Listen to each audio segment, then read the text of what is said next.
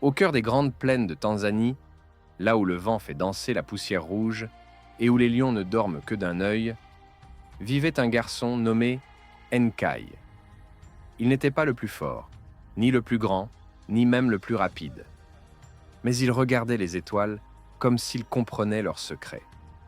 Dans le village, on disait qu'il était né sous un signe étrange.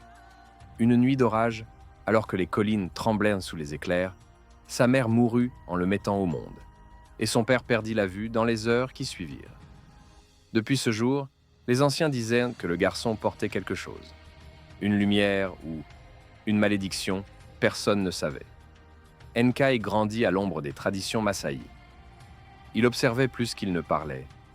Il écoutait les oiseaux, le feu, les voix anciennes du vent. Les autres garçons jouaient à la guerre. Lui, il dessinait dans la terre avec un bâton. À l'âge de 17 ans, il devait passer le rite sacré du Moran, devenir un guerrier. Selon la coutume, il devait affronter seul un lion et en revenir vivant.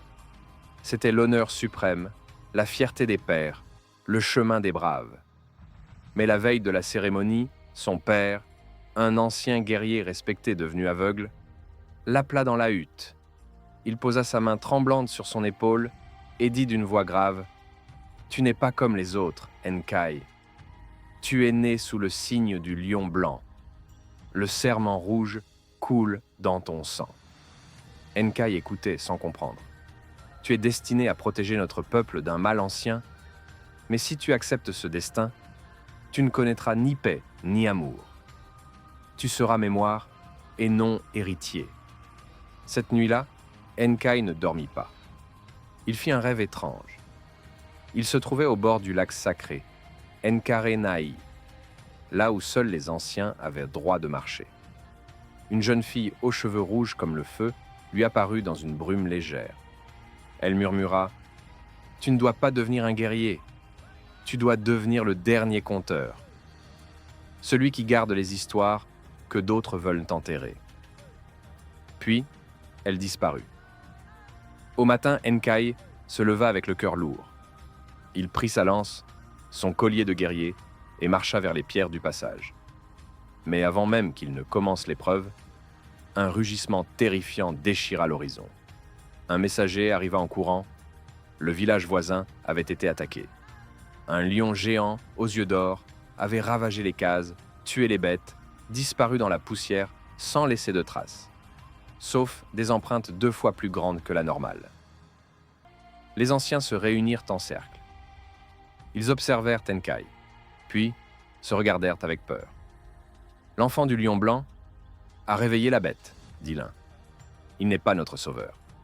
Il est notre malédiction, » dit un autre. Le verdict tomba.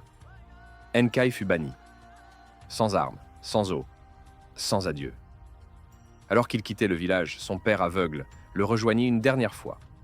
Il prit la main de son fils et lui dit doucement : « Va, mon fils. Le monde n'a pas besoin de guerriers. Il a besoin de ceux qui se souviennent. Raconte notre histoire, même si personne ne veut l'entendre. » Et Enkai marcha seul vers l'horizon. On ne le revit jamais. Mais les nuits de pleine lune, au bord du lac sacré, certains disent entendre une voix. Une voix qui parle aux étoiles, au feu, à la poussière. Certains disent qu'Enkai vit aujourd'hui parmi les lions. D'autres disent qu'il est devenu vent.